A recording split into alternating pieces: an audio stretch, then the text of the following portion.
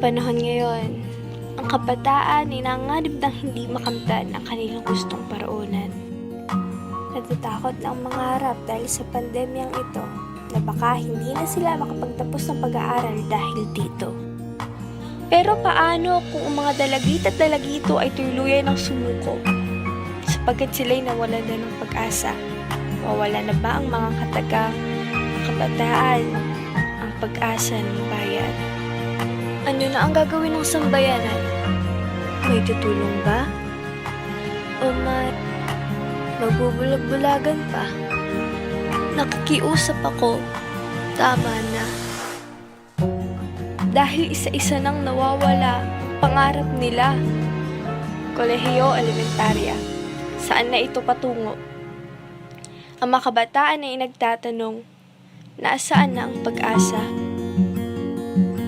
Huwag naman kayong paasa.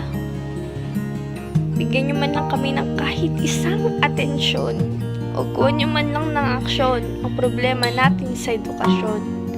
Edukasyon na tulay patungo sa aming mga pangarap. Dahil aming pinapangako na balang araw kami ay aangat at dahil yun sa aming pagsisikap.